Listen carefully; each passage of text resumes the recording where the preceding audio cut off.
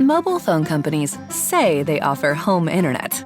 But if their internet comes from a cell phone network, you should know. It's just phone internet, not home internet. Keep your home up to speed with Cox. Cox internet is faster and has more reliable download speeds than 5G home internet. Cox is the real home internet you're looking for. Based on Cox analysis of Ookla speed test intelligence data Q3 2022 and Cox serviceable areas, visit cox.com/internet for details. Mobile phone companies say they offer home internet. But if their internet comes from a cell phone network, you should know. It's just phone internet, not home internet. Keep your home up to speed with Cox. Cox internet is faster and has more reliable download speeds than 5G home internet. Cox is the real home internet you're looking for. Based on Cox analysis of Ookla speed test intelligence data Q3 2022 and Cox serviceable areas, visit cox.com/internet for details.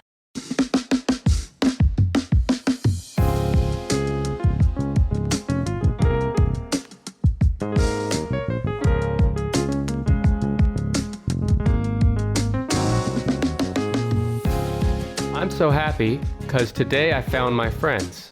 They're in my head. I'm so ugly. That's okay, because so are you. Aw, buddy. Thanks. That is a lyric from a Nirvana song, which is also a little clue to today's episode topic. Oh, exciting. My name is Nick Amell. I'm the host of the Tennis Podcast. I have several friends in my head, including the voice on the other end, which is Anna Keller. Anna, how are you? I'm great. I'm in Nick's head. On location. I like that, on location. And you've always been on location every time we record. That works out. Yeah, you don't have to travel very far. Anna, remind the folks real quick who you are. Hello, I'm Anna. I am from the Freudian Sips podcast. It's a podcast that I do with me and my mom. Oh, he woke up when I mentioned my mom. Nick's a real big fan of my mom. Yeah. We talk about psychology and all kinds of weird brain stuff, and it's really fun. Anna, you have been a regular. You were most recently on episode 190, where we did the most famous paintings. But before that, we did a couple episodes on stuff that was a little more in line with your kind of full-time job, which is... My job and stuff, yeah, which is psychology. Yeah, I think I brought the list the first couple times, and it was horrendously boring, and you sat through it all, and then you got to punish me with an art list. You're being very kind to me. I'm punishing everyone, including myself today. We're both punishing everyone. The listeners are punishing themselves. Yeah, every time they listen. But you have quite the feat today, because we're covering a pretty a bummer of a topic. So I'm going to need your help in Love it. in lightening things up. We have to do that on our podcast all the time. Mom and I talk about that all the time, where we're talking about really deep, dark brain stuff. How do we make this funny? So I'm ready. Yeah. I hope someday our show can be funny. Someday. I'm still working on that. We'll get there. Today we're talking about the top 10 most commonly diagnosed mental illnesses. Oh, it's exciting and also a bit upsetting, because that's probably what I would have done the next time I brought a list for you. So we're just going to have to get out of where I was going to go. Okay, cool. So the next time you're here, just open your favorite foods or something. We're just going to have to get out of brain territory. Totally. We're out of ideas. Nothing about brains and nothing about art. I'm going to pick something I know nothing about. Perfect. So like I said, this is going to be a bummer of an episode because mental illness is sad and it's scary. Mm-hmm. But we're going to cover kind of what these mental illnesses are, but also some treatment options for you. And you're going to keep me honest today, Anna, because you know more about this stuff than I do. So, number of sources here. I got ourworldinData.org, definitivehealthcare.com, the World Health Organization, Talkspace.com, hopkinsmedicine.org, medicalnewsbulletin.com, and when all else fails, Wikipedia. Always. Yeah. You're very good at sources. You're way better at sources than I am. I'm just it's on the internet. It's gotta be real. Ugh. Trust me. Well, the beauty of it is, I can say whatever the fuck I want. No one even knows if these sources exist. They're not gonna look it up. You're not gonna look it up, guys. In fact, every list I've ever done is ad-libbed, by the way. I don't even have notes. I just start going. And no one's questioned me yet. Hashtag Nick's notes are not real. Hashtag Nick's notes are all improvised. Hashtag Nick's notes are all up here in the brain. Where I live. My house. You should have no problem guessing these because you live amongst Nick's notes, they're your roommates. I am the top 10 of your mental illnesses, so we've got this covered. Number 1, Brandon. Number 2, Dr. Buster. Yeah. Number 3 through 10, Anna Keller. That is so true. Oh. As you might have guessed, Anna, since you're in this field, it was kind of hard to find a definitive list. Yeah. Different lists, different data points. That seems like it would be tough. I had to kind of piecemeal a bunch of different research together to come up with what I think is a pretty accurate list. So that's why there's so many sources. And that's kind of what we do in research anyway when it comes to psychology, is we kind of take the generalization. That's why we have a bunch of it. That's why there's a lot. So sometimes the a lot can be very confusing. So if I'm hearing you right, I am now a certified psychologist. Yeah, I think you might actually have a PhD by now because you looked up like more than 3 sources. If I've been this is episode number 204, and if you're not PhD by 204 episodes of this shit, then what are we even doing here? You're at least a PhD in podcasting for sure. It's brought me so much wealth and fame, and I'm so so joy, meaning, purpose, all of it. All of it is yours. And it can be yours too if you start podcasting. Okay, well, this list is ranked based on the worldwide percentage living today with each illness. Okay. Right up front, we are not doctors. We are not giving medical advice. This is an entertainment podcast. Leave us alone. Don't come after us. Even if we're wrong, just trust us. It's fine. Yeah, it's fine. Well, how can it be wrong if it's coming from #Nick's Notes? All right? Exactly. Infallible. Absolutely. Anna, how many people would you say are living today with a mental disorder? Just off the top of your head. 99%. I probably think it's probably lower than that. I was having a conversation like we use the term neurotypical in psychology, where that means you don't have any mental illnesses. And honest to God, I don't think there's anyone, especially in like our society right now, that is not true. That's true for. So I would say the number of actually neurotypical people, probably they say it's like 50, 60 maybe. Yeah, well, and that's a huge key because everything we're talking about today is diagnosed mental illness. So many people are living with mental illness and they don't even know it, or they do know it and they never do anything about it. How many of us are living with depression and anxiety and it's just part of our life, even if it's not diagnosed? So as far as diagnosed mental disorders in the world today, 1 in every 8 in the world live with a diagnosed mental disorder. Yeah, I would say that sounds so low. Yeah, I think so too. But an estimated 26% of Americans age 18 and older suffers from a diagnosable mental disorder in a given year. That's an important thing to remember too. It's not always like lifetime stuff. Things come and go and diagnoses come and go. Come and go, yeah. But this is kind of interesting. In 2020, what's the big thing that happened in 2020, Anna? Oh, man, I don't know. I don't think anything happened in 2020. That year's a total blank in my brain. Yeah. Oh, the plague. Oh, the plague happened in 2020. Yeah, the plague happened. Black Death 2020. Black Death V2. There was a study that said that there was a 26% increase in depressive disorders and a 28% increase in anxiety in just 1 year due to the COVID-19 pandemic. Yeah. And I think also that's low. Yeah. Yeah. Again, it's diagnosed. Again, it's reported. Again, it's like we're all in the same boat. How can I be having a thing when we're all doing the same thing? I've touched on this before in past episodes, but I don't think we can't fully recognize the impact that COVID-19 is having on the world and society as a whole. Well, that's exactly why. It's because it's still, people are saying we're not in the thick of the plague anymore, but we are still very much dealing with the effects and how that has changed our society. And there's, so much that has yet to settle down. The dust is not even close to settling yet. So right. There's a lot still to go with dealing with that collective trauma. Trauma. That's a great segue. So, Anna. Yeah. You might know a thing or two about this shit, so you better guess all 10 in a row with not a single mistake.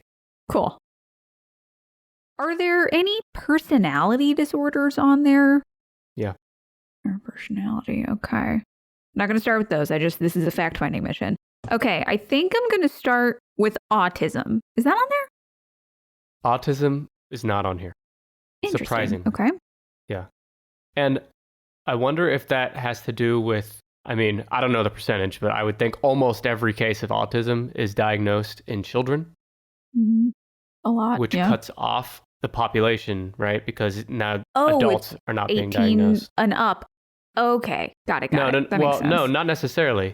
But I'm saying because it's not typically diagnosed in adults, that just kind of dwindles its percentage of the total population that could be diagnosed at any one time. Okay, fair enough. Is my theory.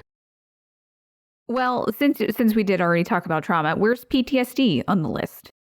Yeah, PTSD is on here, and it's high. It is number 3 in the top 10. Top 3, not surprising. Post-traumatic stress disorder. According to my research, it affects 4% of the global population, as far as those that have been diagnosed. It is a mental and behavioral disorder that can develop because of exposure to a traumatic event, such as sexual assault, warfare, traffic collisions, child abuse, domestic violence, or other threats on a person's life. I told you this episode would be a bummer. This one's we're starting. Let's get the dark one out of the way. Let's get the deep, dark trauma one out of the way. This one's rough. Symptoms may include disturbing thoughts, feelings, or dreams related to the events, mental, or physical distress to trauma-related cues, alterations in the way a person thinks and feels, and an increase in the fight or flight response. Anna, can you tell us a little bit about the fight or flight? There's actually 4. Really? There's not all of them. There's fight, flight, fawn, or freeze. So besides just fight and flight. So fight and flight is when these are just how you respond when you are not even in an actual traumatic situation, but a situation that your brain registers as dangerous, basically. It's how we respond to danger when we've been trained by trauma. So we either fight, we fly, which we run away, or we freeze, which that's what it sounds like. We just can't respond. We're kind of in shock, or we fawn. And that means playing dead. That means, and that doesn't necessarily have to mean you fall on the floor, but it could mean people pleasing. Yes, you play possum, you people please, you try to do anything to just kind of shrink away from the situation. So there's actually a lot that, I think, especially when we just put it to fight or flight, people can go well, I don't really have either of those. And the danger that my brain kind of sees is not, I wouldn't respond in either of those ways. Yeah, there's a lot of different ways it can look, unfortunately. The thing about researching this shit today is, I am not a psychologist. Okay, everyone prepare, sit down. This is going to surprise you, but I'm not a psychologist. I don't have a PhD. You lied to me. I know. Well, sometimes I got to say what I got to say to get you in that seat to record the show with me. Yeah, I'm a doctor. Just come on in. Just sit. Just get in my head. Just come on. You figured it out. But what I was going to say is... You think I would have known. Yeah, go ahead. Yeah, you have no excuse by this point. But in psychology, there's you look at something like PTSD and you think, okay, PTSD. But no, there's 1,000 sub-genres of PTSD that are diagnosable. And is a perfect way to say that.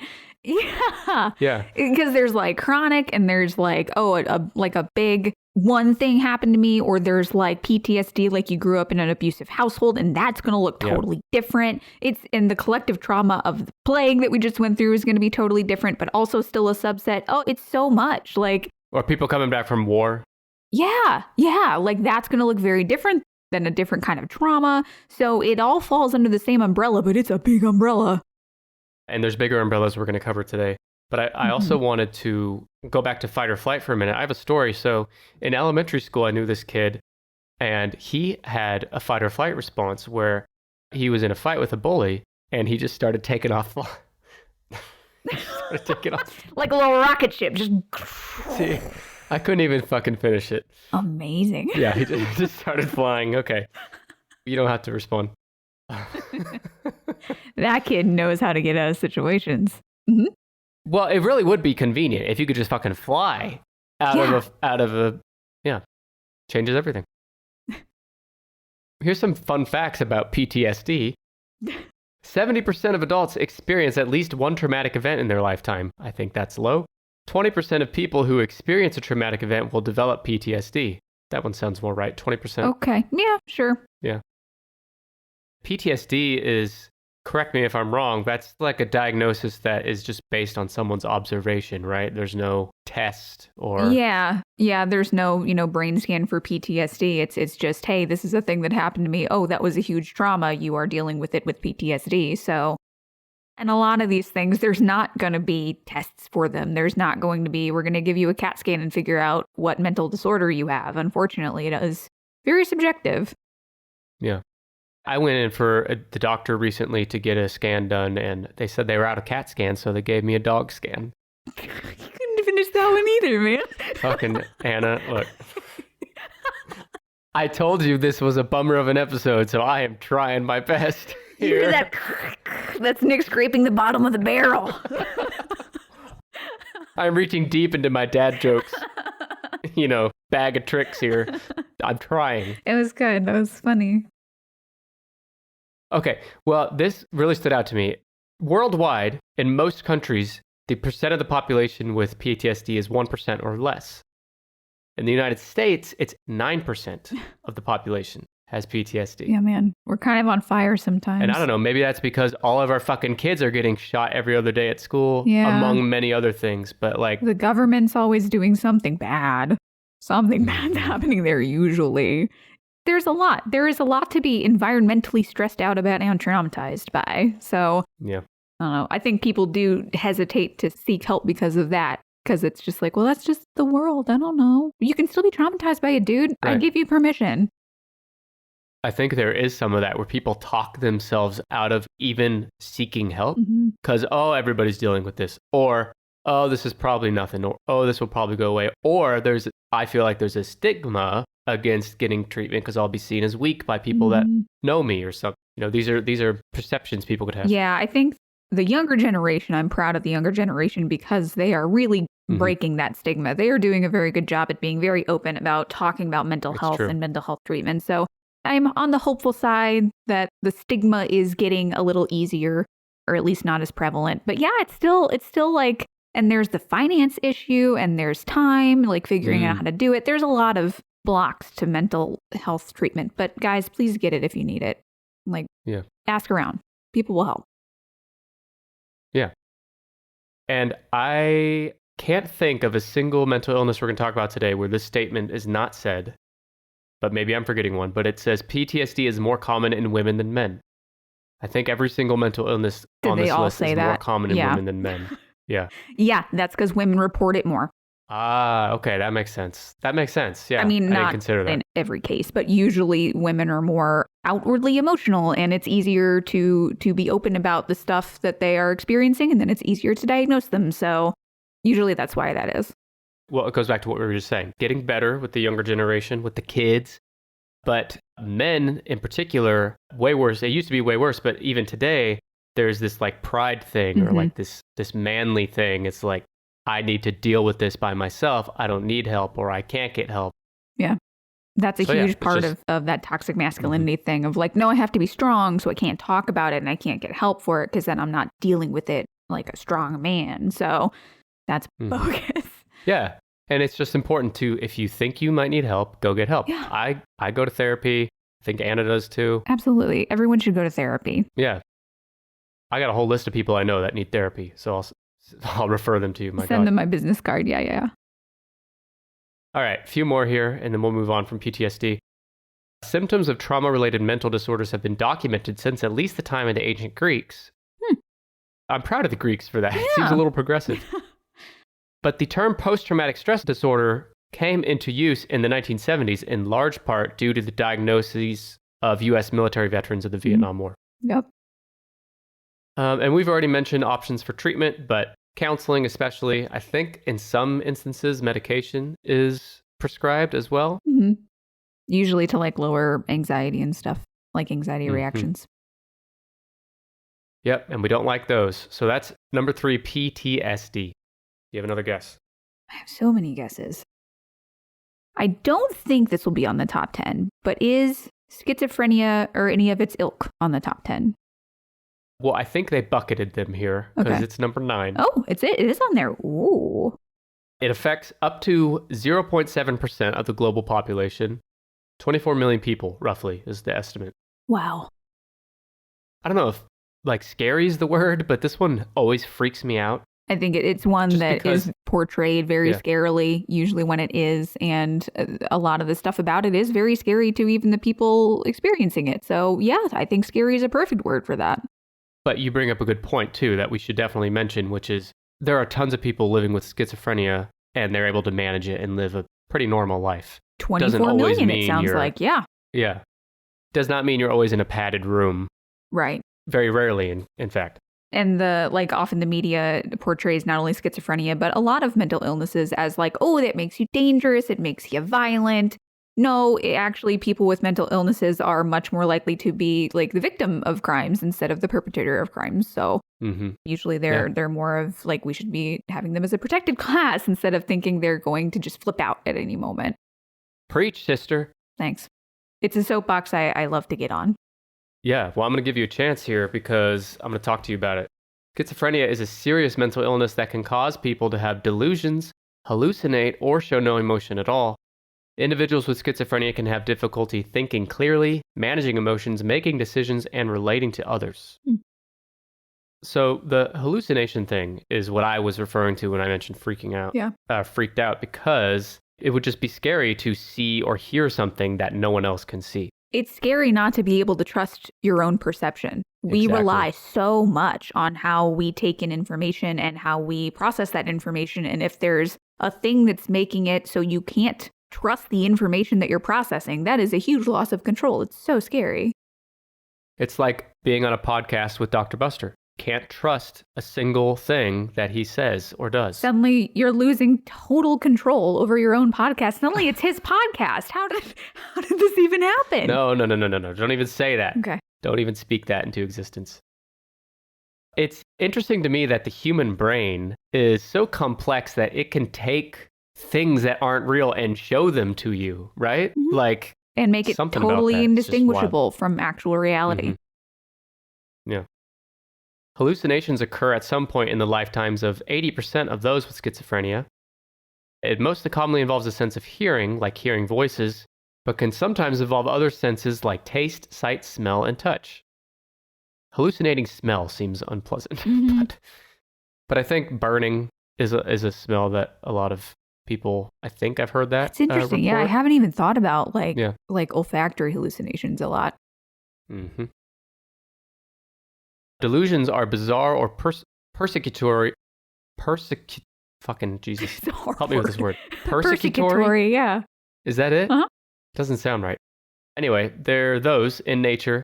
Distortions of self-experience such as feeling as if one's thoughts or feelings are not really one's own thoughts, to believing that thoughts are being inserted into one's mind, sometimes termed passivity phenomena, are also common.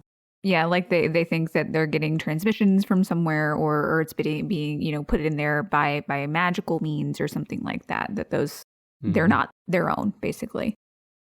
Science hasn't really caught up to the reality yet, which is that a lot of times these voices people are hearing or these thoughts people are thinking are related to just an overabundance of thoughts and words coming from the body elves inside of our bodies that we can't distinguish. It's always me from in your brain, external. Actually. Yeah.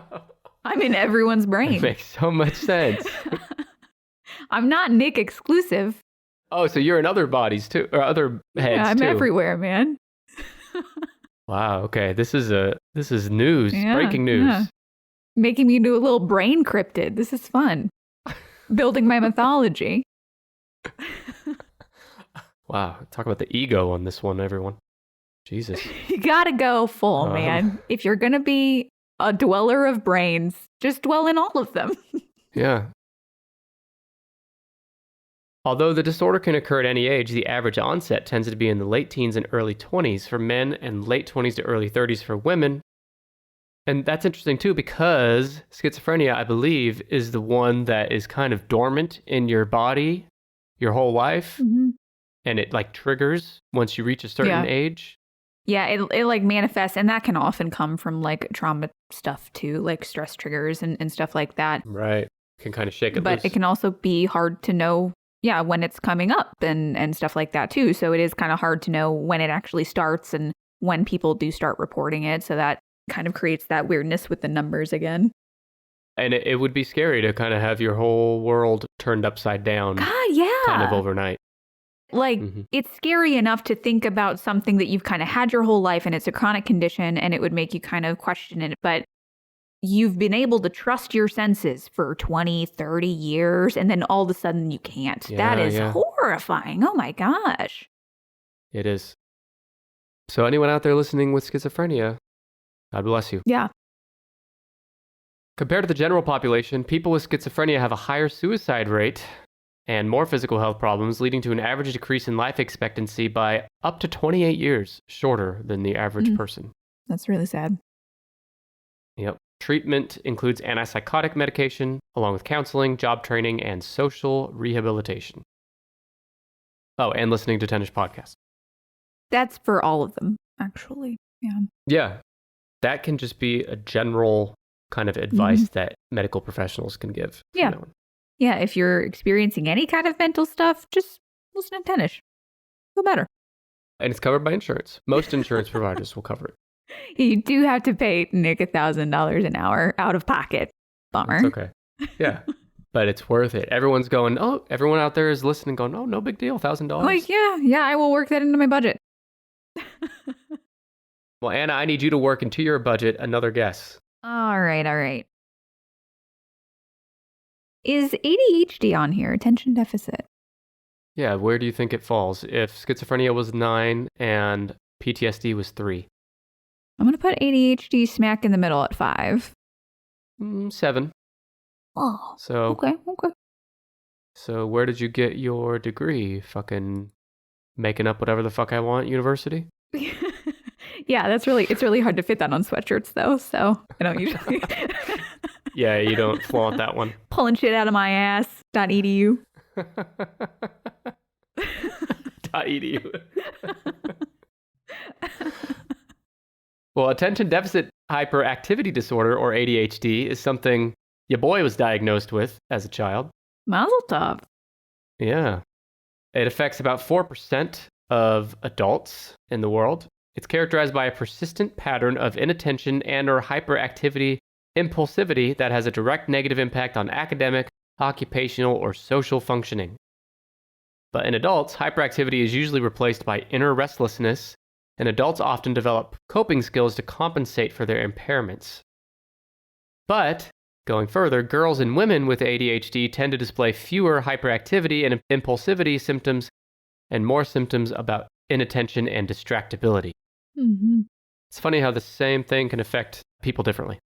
And I mean, I think a lot of that is like socialization too, that girls are, socialized to hold it in and be a little more prim and proper. So, we don't quite wiggle as much. Yeah. But there's that. And also, so like when we talk about ADHD is the same thing as when people say ADD. Like ADD is attention deficit disorder. And we just kind of combine them all into ADHD in the Diagnostic and Statistic Manual, DSM.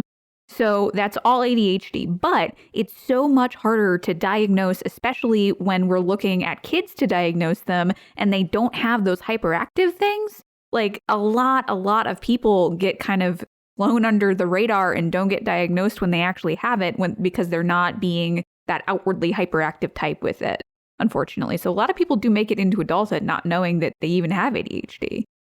But on the flip side, I was reading that a lot of people think that ADHD was kind of thrown about a little too liberally back in the day. But like, I can see that. Like a wild, crazy kid or a kid that can't sit still, ADHD. Yeah. When really that's kind of a coverall. Kind of normal. Mm-hmm. Yeah, at some point it's just being a kid, dude. At some point, 7-year-olds just don't want to sit in a desk for 6 hours. Yeah, imagine that. The precise causes of ADHD are unknown in the majority of cases, but genetic factors play an important role, and ADHD tends to run in the family and has a heritability rate of 74%. A lot of these has to do with genetics. A lot of these disorders are going to have some kind of hereditary thing attached to it, usually. Yeah. Luckily, ADHD is, there's lots of ways to treat it, including counseling, of course, and medication. Mm-hmm. Mm-hmm. So that is ADHD. Number 7. February, more like February-ish plus, because this month and this month only, we're offering you 1 full month of Tennis Pod Plus for free. That's right, the same Tennis Pod Plus that grants you early access to all of our episodes like the one you're listening to now. And every single episode of Tennis Podcast, past or future, are all 100% ad-free That means our Tennis Pod Plus members are not even hearing this ad right now. If all that is not enough, members also get exclusive bonus episodes every month. There are over 50 bonus episodes available right now, including the top 10 highest grossing films of 2022, the top 10 most adorable Pokemon, the life and times of Donald Trump, a Seinfeld character draft, and dozens more, with new ones added every month. Get all this and more right now with your first month completely free. After that, membership is as low as just $2 per month. Signing up is easy and takes seconds. Just go to tennispod.com/plus. After signing up, you will be reimbursed your full first month. Or, if you're an Apple Podcast listener, just tap the Try Free button at the top of our page on Apple. That's it. It couldn't be easier. In one tap, your feed will instantly refresh with all of our ad-free and bonus episodes unlocked. This special offer expires at the end of this month, so stop grab-assing and get your ass over to tennispod.com/plus or Apple Podcasts. Check the show notes for a direct link. Mobile phone companies say they offer home internet. But if their internet comes from a cell phone network, you should know. It's just phone internet, not home internet. Keep your home up to speed with Cox. Cox Internet is faster and has more reliable download speeds than 5G home internet. Cox is the real home internet you're looking for. Based on Cox analysis of Ookla speed test intelligence data Q3 2022 and Cox serviceable areas, visit cox.com/internet for details. Mobile phone companies say they offer home internet. But if their internet comes from a cell phone network, you should know. It's just phone internet, not home internet. Keep your home up to speed with Cox. Cox Internet is faster and has more reliable download speeds than 5G home internet. Cox is the real home internet you're looking for. Based on Cox analysis of Ookla speed test intelligence data Q3 2022 and Cox serviceable areas, visit cox.com/internet for details. How about obsessive compulsive disorder? I was hoping you'd guess that next, because to me they go hand in hand. Yeah, there's a lot of overlap there. Yeah. OCD, or obsessive compulsive disorder, is number 8, right behind ADHD. Okay. It affects up to 2% of the global population.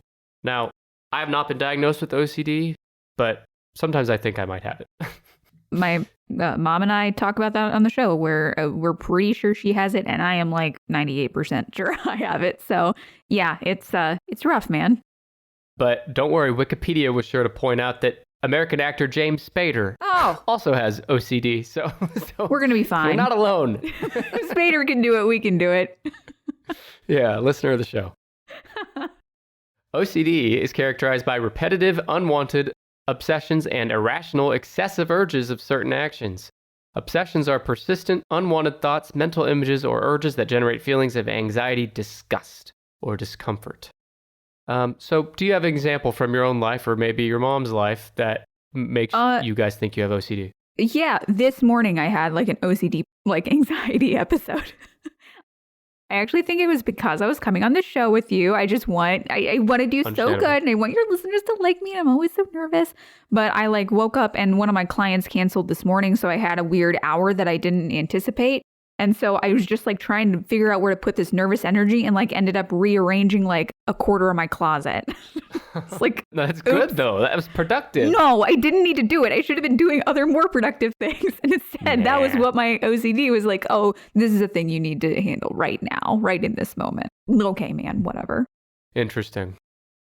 For me, it's cleaning is something, and like people call me a germ freak as well. Like I don't eat after people. I don't drink after people. Like that's a bad thing when we're going through a global pandemic. Yeah. Fucking thank you. Jesus Christ. I'm like looking around in 2020 being like, hello, I told you all.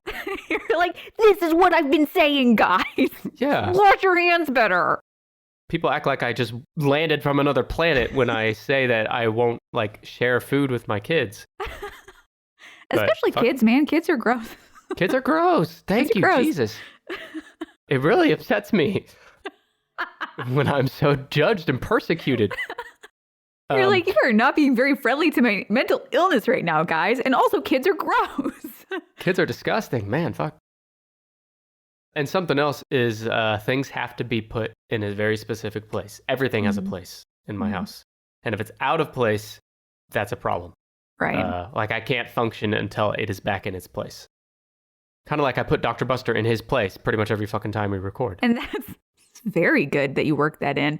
Very smooth. Yeah. But that is where it becomes a disorder, basically, because there is that kind of overusing it as well, where, you know, I remember being in high school and my friends would be like, my locker has to be so clean. I'm so OCD. And it's like, well, unless it goes to what you just said, where it's like, I can't function unless it is like this. It disrupts my thought patterns when this is not the way that my brain says it's supposed to be. That's where it becomes OCD. Yeah. People kind of throw around the word OCD a lot. Yeah. Yeah. And I think there's such a thing as having an OCD tendency versus like clinical OCD disorder. Yeah. Yeah. And especially that kind of goes along with the number stuff that we're talking about too. Like we talk about this on Freudian Sips a lot when we talk about disorders. To be diagnosed with a disorder, it has to be disrupting your life in a meaningful way. It has to be something that is impairing your ability to do things at home and at work and all that kind of stuff. So there is a line where you can have, you know, OCD tendencies, you can have anxiety tendencies, but if it's not disrupting your life in a marked way, then it's not, you know, we might not diagnose it, basically. Yeah. So a little more about OCD. It is unusual for symptoms to begin after age 35. Most people that are diagnosed with OCD happens before age 20. There appear to be some genetic components. In fact, it is more likely for identical twins to be affected than for fraternal twins. So if you have an identical twin, you're more likely to have OCD. Interesting. I mentioned James Spader has OCD. Again, I just thought, like, of all the pages I went to on the internet, this was the only, like, actor that was called out on any of them. Really? Like, on any of them? Oh, that's harsh. Sorry, James. Man, really throwing you under the bus here. He's, like, not even an A-lister, right? Like, he's a well-respected, known actor, but he's kind of like... come on, man. Yeah, it's like, someone had to seek that out to call him out like that. Not that he has anything to be ashamed of course. I know someone had it out with James Spader, and they're like, I'm gonna update the Wikipedia page. Maybe it was James Spader. Maybe his OCD was about not being listed somewhere on every Wikipedia page. He's like, I cannot function until I'm honest about this with the world. Next time we go to Wikipedia, like any page you go to, could be about OCD, could be about apples, could be about President George Washington. Somewhere there'll be a sentence about James Spader on that Wikipedia page. Little footnote at the bottom, like also James Spader. But he's earned it. Hell of an ass. Yeah. Treatment for OCD includes psychotherapy, cognitive behavioral therapy, antidepressants and other medication, and even surgical procedures such as deep brain stimulation. Have you heard of this?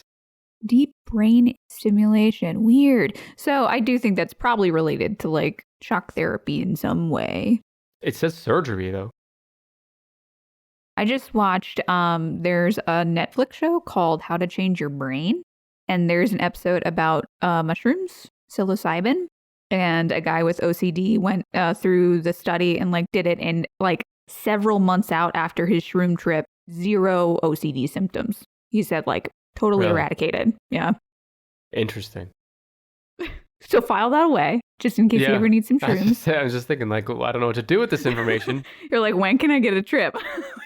Surely you tripping on mushrooms now, I think, right? Didn't you mention Correct. that before we hit record? Yeah. All the time. Mm-hmm. Bonnie, you need to do something about this. She's out of control. It's a problem. Well, let's stay on this note, because there is something extremely related to what we just said that is on this list. Addiction? Substance abuse disorder. Mm-hmm. Okay. Number 4. Oh, I'm not surprised that's in the top 5, yeah. In fact, it would be higher if not for a caveat that I'll get to. So substance abuse disorder is number 4. It affects 2% of the global population. It is the persistent use of drugs, including alcohol, despite substantial harm and adverse consequences as a result of their use. Now, what I was saying about the caveat is that there are an additional 237 million men and 46 million women. So what is that? Almost 300 million people total. Wait, 230 million men and like 40 million women? That's a large difference. It is. But this is the one mental disorder on this list where men are more affected than women. Oh, okay. Yeah. Almost 300 million people between those men and women that have alcohol use disorder specifically, but apparently there is disagreement on the definition of the word alcoholism, and it is not a recognized diagnostic entity. So they're saying that like alcohol use disorder is not alcoholism? Is that just what they're saying? They're saying alcoholism itself is not a diagnosed condition. So there's probably basically like there's an overlap in the Venn diagram, but it's not going to be a one-to-one. Exactly. You Fair can enough. be, according to this, my interpretation is you can be an alcoholic without suffering from substance abuse disorder. But you can also suffer from substance abuse disorder if you are an alcoholic. Yeah. Not all squares are rectangles, all that good stuff. I don't really, whatever. It's a weird semantic thing. It is a weird thing, yeah. But anyway, if it did include all those quote-unquote alcoholics, I think it would be number 1. I bet you're right, yeah. Yeah, but right now it's number 4. Well, because that is a disorder that so many people use to treat a lot of other disorders that we're talking about. So there is so much of an overlap in those. And I think more so than anything else on this list, except for maybe one other one. Alcoholism or drug abuse, whatever you want to call it, substance abuse, is the thing that most people deny that they have when they have it. Like, who wants to admit to themselves that they're an alcoholic or that they're a drug addict? To themselves or, to their therapist or to their families. Exactly, so, yeah. It's this weird kind of mix of, I don't even know if I would call that a stigma or like, it's kind of going back to that, well, it's just a thing you do. I just have drinks when I go out with my friends. And at some point it becomes a place where it is disrupting your life. Yeah. And you don't even know. You've gotten to that point, basically. So it's kind of a slow boil. It's so ingrained in your day-to-day that just like brushing your teeth or going to work is just part of your day. You're like, I don't have toothpaste use disorder. Yeah. So I don't have alcohol use disorder. You do. And I'm glad you brought that up because I think we need a PSA that toothpaste use disorder doesn't get enough attention in the medical community. And there really needs to be more research and studies done on it. Yeah. When's your toothpaste use fun run walk going on? Right after my rabies fun run. You're just putting them back to back? That seems really mean to the people that are running. I don't think I would want to do 2. 10 miles each. Deal with it. Oh, man, it's a good thing I really want to contribute to this charity. Let's see how passionate you really are. I really want to get this toothpaste thing looked at, so I guess I'll run another 10 miles. I mean, a toothpaste use disorder is what? Just using too much toothpaste when you brush your teeth? Or is it like actually consuming toothpaste like it's a food? Like one of those like My Strange Addiction shows where they just like pump the toothpaste directly into their mouth? Fuck, I saw one of those one time, sidebar here. But I saw This is going to be so episode. bad. Oh God, these are all so horrible. Go on. This one actually probably isn't as bad as what you're thinking, but it's weird. This person would eat rocks. How? She had like dozens of rocks per day.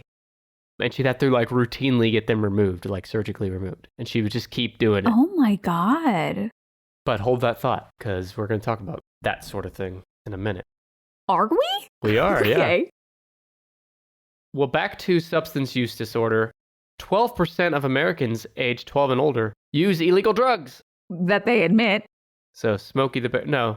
Wait, who's the drug guy? It's not Smokey the Bear. That's forest fires. Well, if you're smoking your drugs in forests, Smokey the Bear is also involved. Don't set forest fires. Isn't there like an anti-drug mascot somewhere? Does Dare have like a drug dog or something? Oh, wasn't it? Well, who was the president that was against? Ronald Reagan did the war on drugs, right? Mm-hmm. So he's rolling over. Reagan's the mascot you're thinking of? Yeah.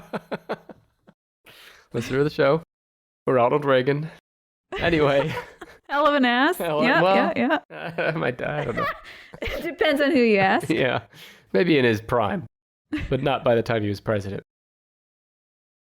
19% of people aged 12 and older, or 53 million people, have used illegal drugs or misused prescription drugs within the last year. But despite all that, tobacco remains the leading cause of preventable death, responsible for greater than 480,000 deaths in the United States each year. These harms are significant financially, with total costs of more than $420 billion annually in healthcare. 420 billion? Nice. Yeah. I didn't even catch that. Fuck. Glad you're here. Catch those important details. So let's talk about the eating rocks and stuff. What would that be categorized under? What umbrella? Is it pica? Which is also under which umbrella? I don't know. There's an umbrella for pica? Oh, okay. Eating disorder. Yeah. As far as the ranking on this list, we're only looking at anorexia and bulimia. Mm-hmm. There are other eating disorders, but those are the two that put it at number 10 on the list. 0.2% of the global population. So pica, that is where people are eating non-food items like rocks. Yes. I would say there's probably some kind of like obsessive component there. Like, I feel like that's probably why they do it. 20 to 60% of patients with an eating disorder have a history of OCD. Wow, 20 to 60. That's significant. Mm-hmm. Yeah. It is. You're good at math. Thank you. Statistically significant. It is. So, an eating disorder is defined by abnormal eating behaviors that negatively affect a person's physical or mental health. Types of eating disorders include binge eating, where the patient eats a large amount in a short amount of time. Anorexia nervosa, where the person has an intense fear of gaining weight and restricts food or overexercises to manage this fear. Bulimia nervosa, where individuals eat a large quantity, binging, then try to rid themselves of the food, purging, which is making yourself throw up. And there's others too.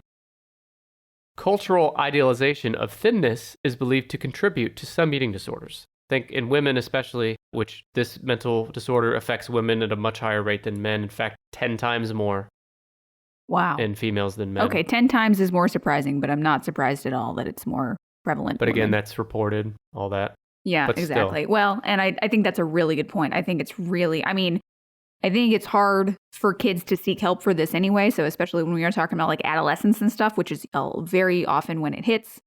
But especially for young men to say that that's a thing that they're going through. Yeah, that makes sense. Yeah. So women 10 times more likely than men, but also individuals who have experienced sexual abuse are more likely to develop eating disorders, which sexual abuse just leads to all kinds of fucking problems. Just don't sexually abuse anyone. That's that trauma thing, man. Yeah.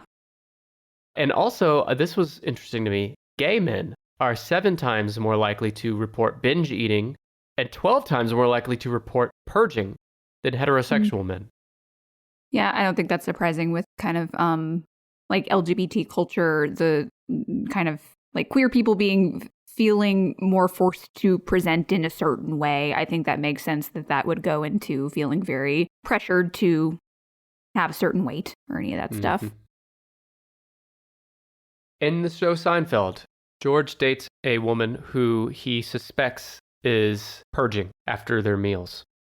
And that seems like a heavy topic for Seinfeld. Well, he gets upset, and you assume at first that he's upset because he's concerned. But no, he's upset because I'm paying for those meals. Oh, God. Oh, God. It's at that point that my husband would be watching Seinfeld, and I would walk out of the room and go, I'm going to watch something else. Come on, that's good. This has been fun. I think I'll... I mean, it's kind of the Always Sunny thing where you kind of go into it knowing that these are terrible people, and that's the humor of it. But sometimes it's a little too much. No, it's just right. Let me get your opinion as a counselor on a subject, really important subject. Okay.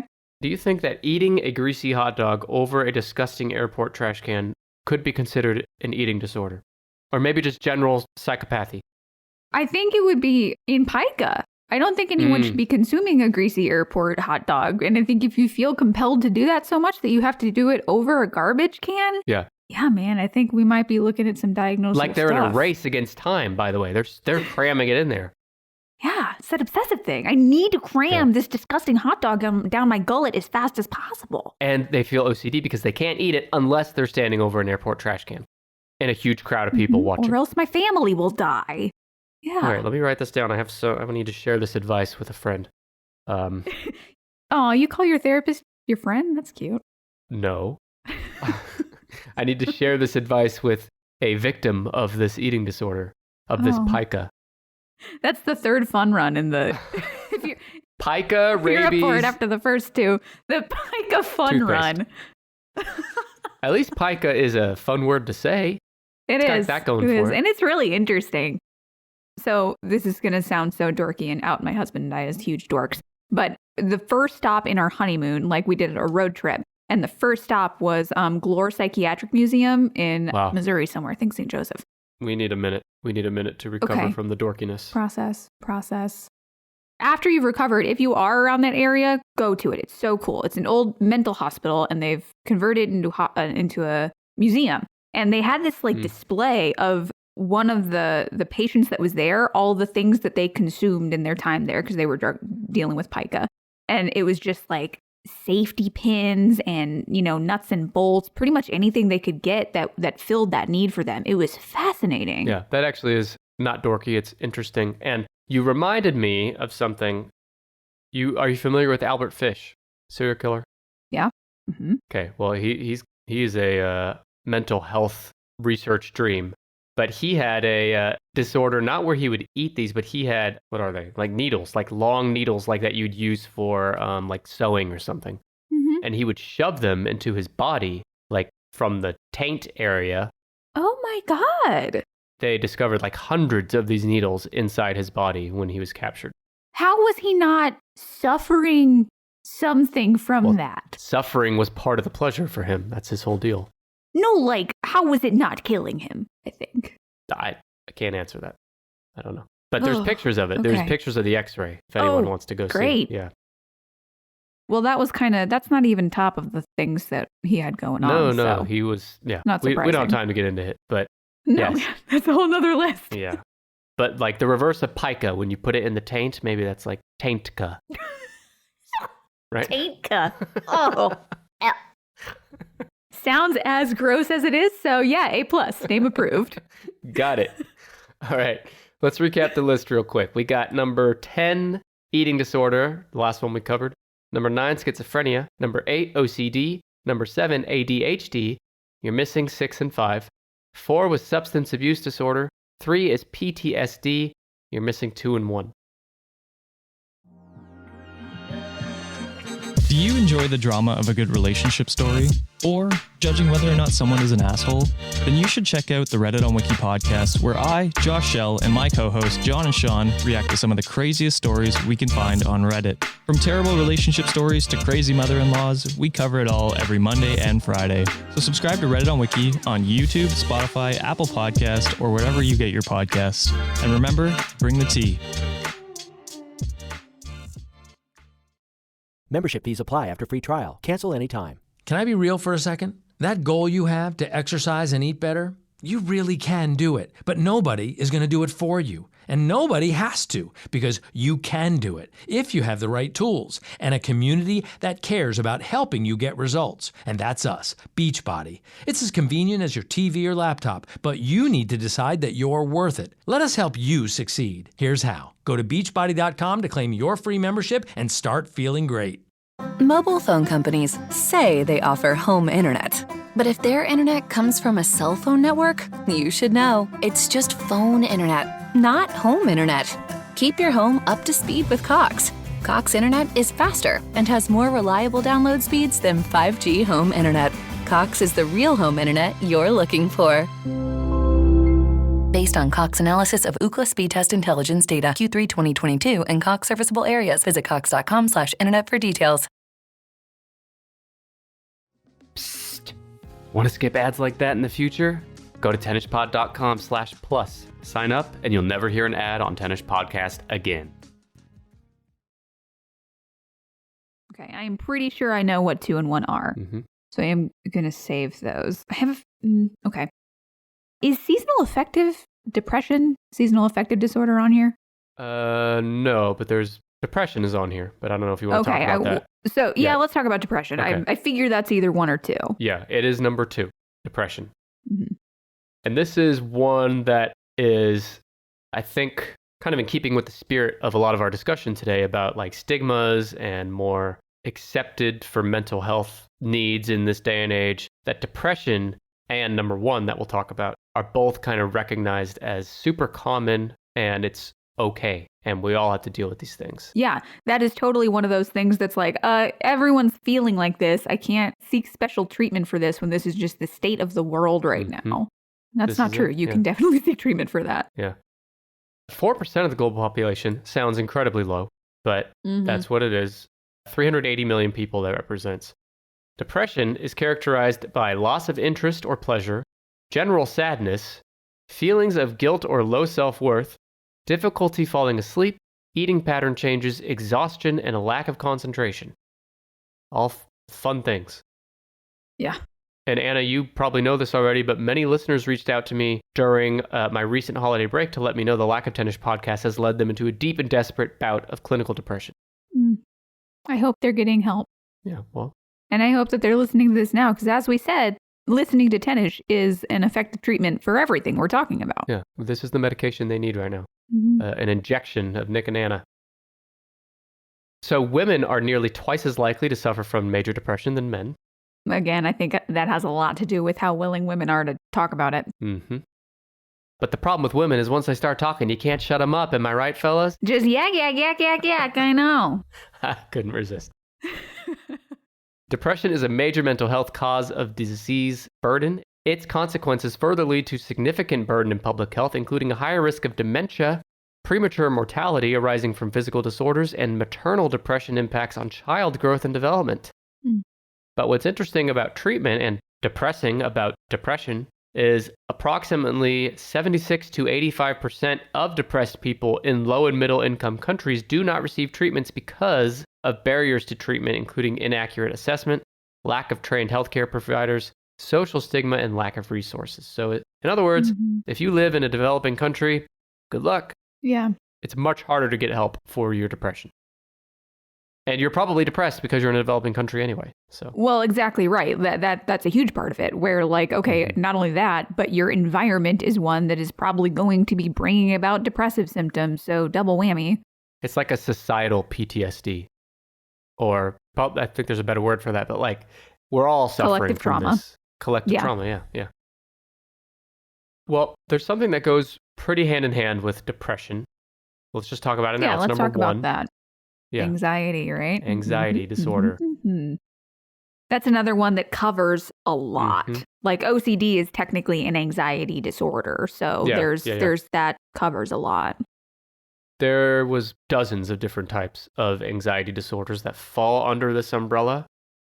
But general anxiety disorder is 4% of the global population. Again, that's low. Oh, yeah. Anxiety disorders are a cluster of mental disorders characterized by significant and uncontrollable feelings of anxiety and fear, such that a person's social, occupational, and personal function are significantly impaired. Anxiety may cause physical and cognitive symptoms such as restlessness, irritability, easy fatigue. I've never seen this word written. Fatigability, difficulty concentrating, increased heart rate, chest pain, abdominal pain, and other symptoms. And Anna, you were experiencing a lot of these symptoms tonight as you were getting ready to record? Yeah. Oh, anxiety is a thing I experience a lot anyway. So yeah, I was. Same. But yeah, those things are all very, again, we kind of fall into this like, well, yeah, everyone's anxious right now. That's just life. And it's like, well, it's life, but it's also anxiety. That's okay. It can be both. I've had issues with anxiety to where my anxiety comes out physically. So like I'll experience chest pain. I thought I was having a heart attack one time, went to the ER. Chest pains are big and huge. Yeah. Like a lot of people when they experience their first like panic attack, if they actually have panic attacks, that it can be like, oh God, I'm dying. Oh, this is it. I'm dying. That was me. It's scary. It's a good and bad thing to be told at the hospital, don't worry, it's just a panic attack. You're not dying. Because that's a hard thing to treat, for me anyway. Yeah. It's an ongoing journey to try to find solutions to this. And there's medication and there's counseling, but they're not surefire bets. Right. And you kind of have to do a mix of both, and you kind of have to experiment around with what kinds of both work best. And then you have to do a lot of work outside of those two things. Yeah, it's kind of an ongoing battle. Exactly. Anxiety disorders are the most common of mental disorders and affect nearly 30% of adults at some point in their lives. Wow.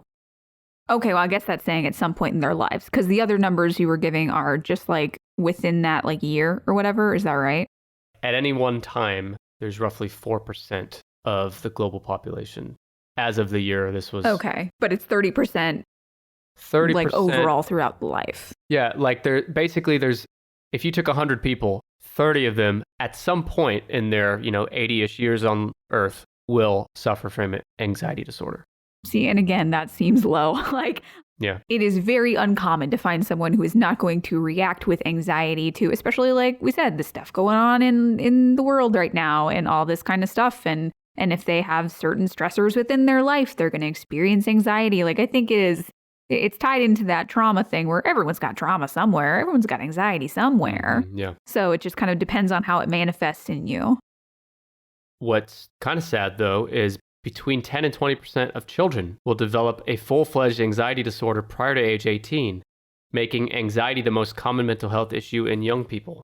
And anxiety in children is sad because a lot of times when kids are perceived to be acting out or quiet or not engaging in a social setting or not reacting in a way that you expect, it's because they're dealing with anxiety. They're anxious. But it's not obvious always that it's anxiety. Yeah. When kids are like, my tummy hurts, like that's usually like anxiety coming in. Or if they are being obstinate or stubborn or like you said, acting out, like that is often like something's behind that. And it is a bummer when we just kind of shove them into like, into the corner and not try to talk through that with them. So, especially when you are dealing with kids, be mindful that there's feelings underneath what they're doing. They just can't articulate them because they're kids. They don't have the vocabulary. Yeah.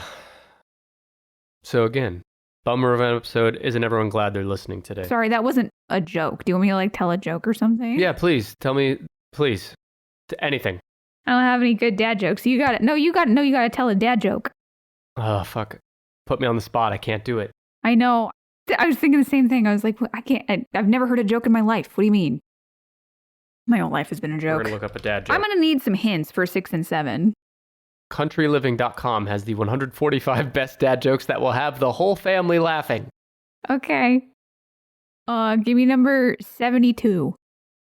They're not numbered. There's a bunch of bullet points. They're not numbered. Never mind then. Pick the best one. My OCD is not loving this. Yeah. How do you make 7 even? Take away the S. Oh, clever. That's a riddle. That's not even a dad joke. It's a riddle. How does a taco say grace?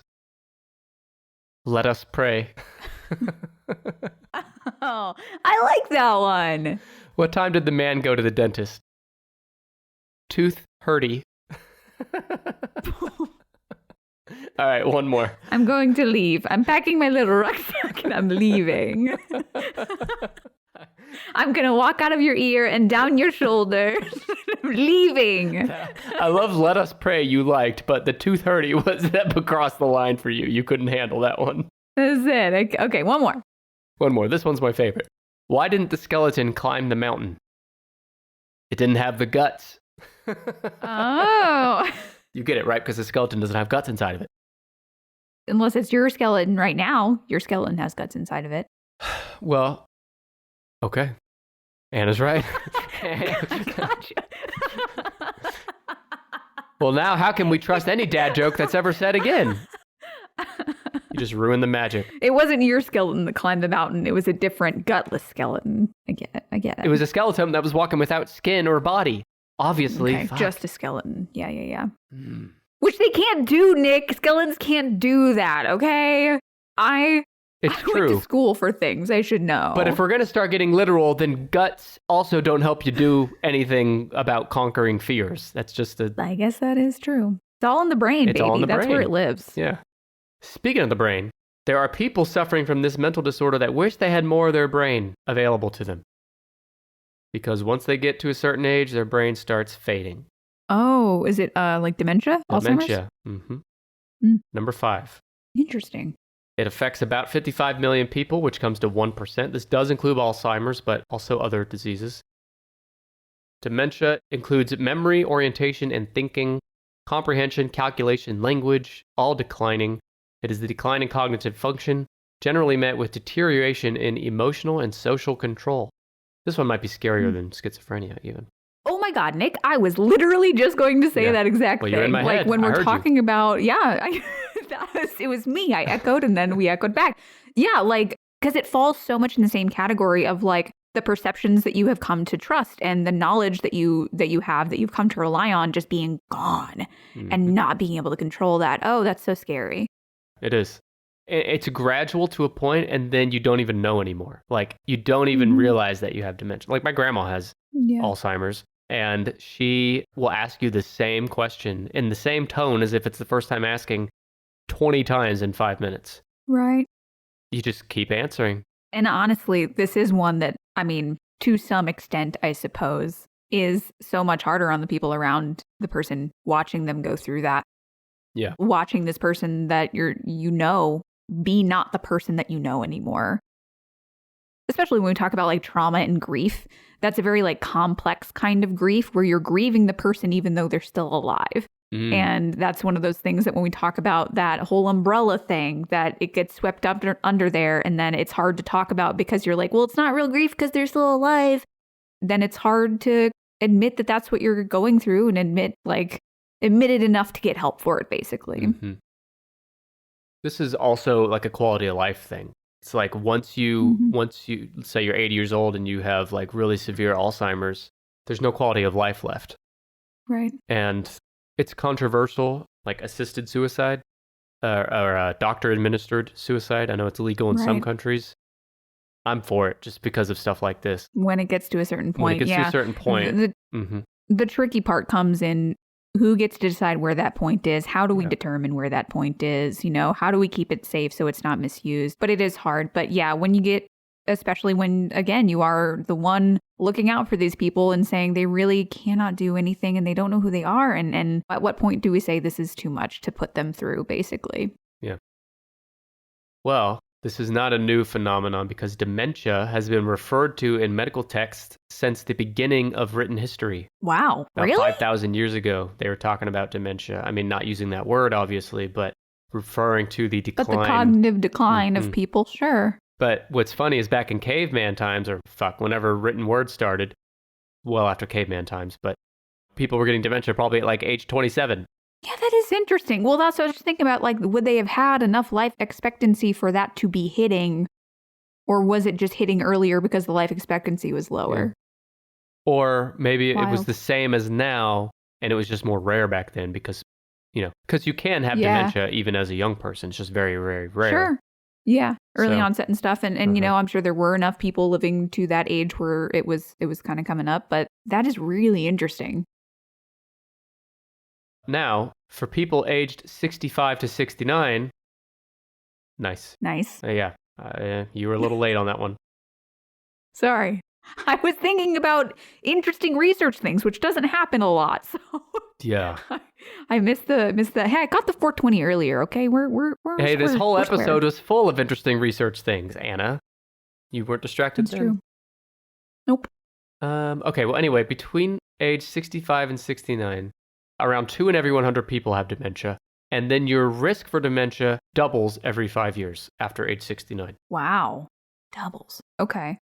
So yeah, once you hit 70, that's just going to keep going up. Once you hit 70, I mean, your life's over. Let's just fucking call it like it is. It's the scalding hot take after you just admitted that you are for assisted suicide. Fuck it. Once you hit 50, life's over. I'm going to keep going down. Take them out back. Got to get rid of old Yeller here. Yep. So dementia is currently the 7th leading cause of death worldwide and has 10 million new cases reported every year, or 1 new case of dementia every 3 seconds. Wow. Oh my God. This is partially because of advancements in science where we're able to detect this sort of thing more often than we could in the past. Yeah. Because that is a thing that probably, I don't know a lot about dementia, but that is a thing that I would assume there is more like concrete brain tests that we can do. I assume when it comes to cognitive decline and dementia and how that presents, that there is more, if we did a CAT scan or something, there probably is physical differences in the brain at that point. So probably also why that number is higher than I kind of would have expected is it's easier to concrete for sure know that you have it. Yeah. They used the dog scan for that one. Pretty sure. D in dog stands for dementia. Yeah. Dementia. Oh, God. Dementia, oh, God. Scan. Damn. Calling it out, right? Yep. This is. Come on, that was pretty God good. did this to you. Get in the thing. Get in the thing. It's harsh, dude. And you know what? They got dementia, so Jesus. they're not even going to remember that you were rude to them and telling them to get in the fucking thing already so I can get this scan done. That is a horrible joke. No, it was pretty good. That is truly why elders get abused, Nick. Nicholas. Once they hit 35, you just got to take them out back. You just take him out back, man. Assisted suicide at 32. Number just gets lower and lower. Just 2018, dude. It's over. Now, as you probably know, there is no known cure for dementia. But by 2030, the year 2030, it is predicted the annual socioeconomic cost will be about $507 billion annually. And by 2050, the number is expected to reach almost $2 trillion per year worldwide. Of like healthcare costs? Yeah, healthcare costs. And, well, socioeconomic cost, it says. So I think that might also include like production costs from like in the economy, shit like that. Right. Well, because, you think a family who has to affect their jobs to take care of loved ones who are dealing with it. So yeah, that makes sense that would just kind of be a trickle out effect. I saw a thing on Reddit the other day. I can't remember what subreddit it was in, but it was basically a person saying like, I am childless. I've always been childless. I want to be childless, but I'm starting to get worried now that if I get old, since dementia runs in my family, who will take care of me when I'm alone and 70 with dementia? Right. And I never really thought of that. But, it's important to have some close friends, if not family, to help navigate. Yeah, that's the thing is it doesn't just have to be family. It can be your friend group. It can be whatever kind of support group you can build up for yourself. And this is, again, a thing that transcends the bounds of dementia when we're talking about it and goes to all the other disorders that we're talking about is one of the things we are going to work with you in therapy on is building a support system and building a network of people that you trust to be around you and help during these times when you are going through an anxiety episode or a depressive episode or your OCD is really bad or your trauma triggers, so all that stuff. So it is important to get a good support system no matter where you're at in life. And someday we'll get to the point where your support system doesn't even have to be people. You can bring in your hamsters, your pets, your cats, your birds. They can help navigate. I think those are definitely part of a person's support system. Yeah, well, they are. Cats they for and sure dogs are. And stuff, absolutely, yeah. I would trust my dog more with my life as a demented old man than I would my kids. Yeah. I just need legally the precedent to be set that a dog can have power of attorney over me. Your little living will has a little paw print on it where you signed it. Yeah. Someone's just got to go get the dog and bring him to the hospital. I trust dogs to make choices in our best interest. Absolutely. Yeah, absolutely. Yeah. For sure. Okay. Well, you just need one left. It's number 6. It is a very commonly known mental disorder. Has to deal with the personality. What is the personality? Is it borderline? No. Well, is it antisocial? I think it's considered personality disorder. Well, maybe not. It has to do with depression as well. I'm at a loss. What is it? Bipolar disorder. Oh, it's bipolar. Okay. Yeah. It's number 6. About 1% of the world's population is diagnosed with this. Bipolar disorder, previously known as manic depression, is a mental disorder characterized by periods of depression and periods of abnormally elevated mood that last from days to weeks each. How fucked up is God that he's making these diseases that make us really happy one day and then really down in the dumps the next day, yeah, why? Totally. Why are we doing this? If the elevated mood is severe or associated with psychosis, it is called mania. If it is less severe, it is called hypomania. During mania, an individual behaves or feels abnormally energetic, happy, or irritable, and they often make impulsive decisions with little regard for the consequences. There is usually also a reduced need for sleep during manic phases. Yeah, you're just like super elevated all the time. During periods of depression, the individual may experience crying and have a negative outlook on life and poor eye contact with others. Now, unfortunately, the risk of suicide is high with bipolar disorder. Over a period of 20 years, 6% of those with disorder died by suicide, while another 40% engaged in self-harm. Yeah, that goes along with like when you're manic, you're more impulsive. So it's harder to rein in those things that your dumb brain is telling you to do. Yeah. And you're just like, yeah, totally. That sounds great. Everything sounds good right now. I'll do it. The brain is both our best friend and our worst enemy.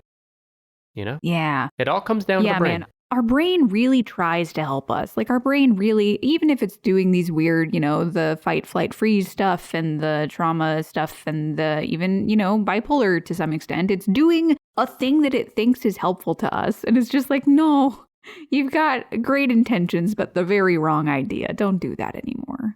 No. Brains are just too stupid to really be as helpful as they think they are. Mm-hmm. Fucking dumb brain. We haven't had a firmware update since like caveman times. We are due for an update. Yeah. I read recently that saying that you only use 10% of your brain is actually not true. Mm-hmm. You use all of your brain, but for different things, right? At different times. Yeah. Yeah, I've heard it described as that is kind of like saying a stoplight only uses 33% of its power. Right. Because only one's lit up at a time. So we're probably using 10% of our brain at any given moment, but all of it gets used. Yeah. Maybe not for everyone, but for most people, all of it gets used. Yeah, Dr. Buster. So I think I'm up 5 digs at him this episode. I'm trying to get to 10. I wish I would have been keeping count. You've been getting a few. You're at least 3 or 4. Yeah. Well, bipolar is... There's lots of treatment options. There's lots of medications that help with this. Antipsychotics are often used, as well as some other shit. So if you have bipolar disorder, I'm sorry to hear that. But sorry to hear if you have any of these, really. They all suck. Yeah. Which one's your favorite, Anna? Oh, my favorite? OCD. Easily. Yeah. My fave one. Because you're biased, because you have OCD. Yeah. Why else do you ask people to rank them? Why else? Of course it's biased. That's why it's number 1. No. And it would punish me if I didn't say it later. So there's that too.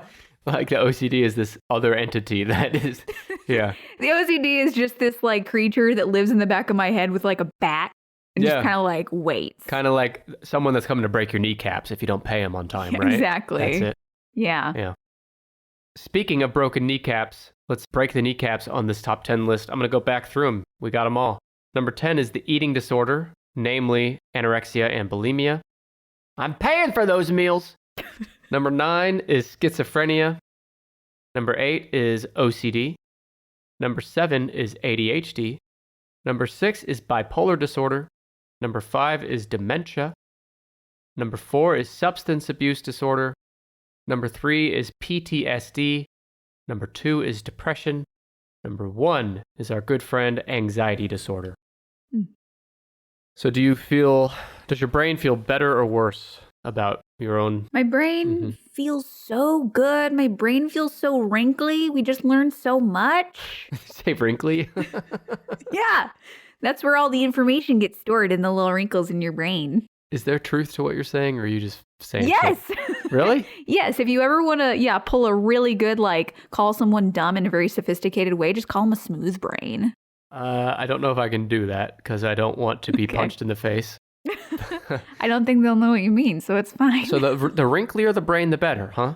Wrinklier the better, baby. Because it's the opposite for the ass. The wrinklier the ass, the worse. I want a smooth ass. Well, that's a matter of opinion, I guess. Well, I guess you're right. Most people would say the smoother the ass, the better. Yeah. But you're right. To each their own. Anna, you did it. Thank you for enlightening us. Thank you for giving us a space to tell everyone to go get help for whatever they might be struggling with. That's always a message I like to put out into the universe. So, heck yeah, feeling good. Yeah, don't be afraid to get help. I get help. Anna gets help. We all need help sometimes. Yep. But Anna, I know that at the time this episode releases, you already said your next new episode of Freudian Sips will be out.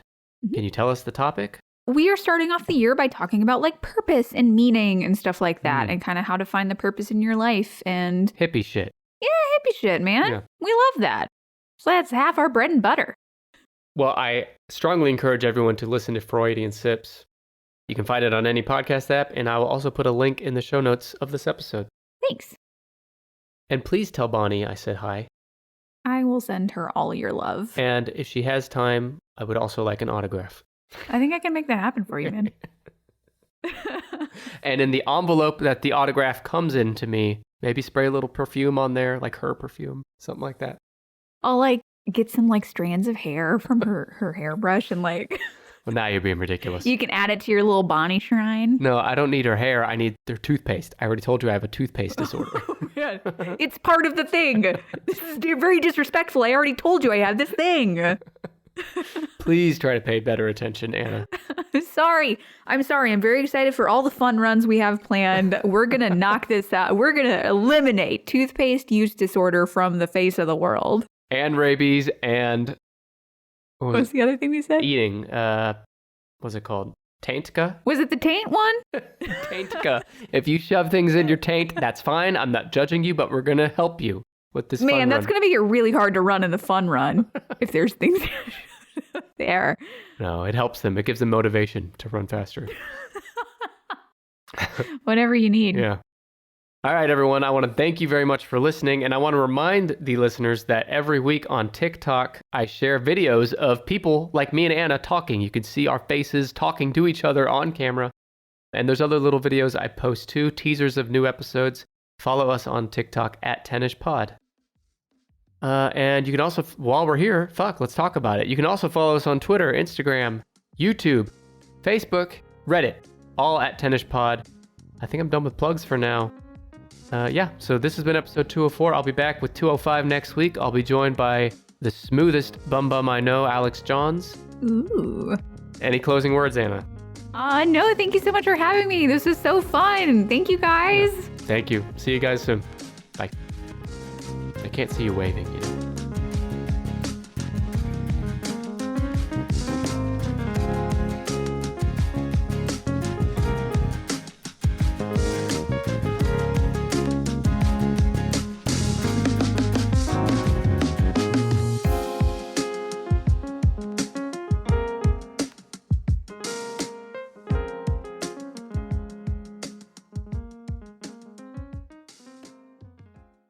Mobile phone companies say they offer home internet.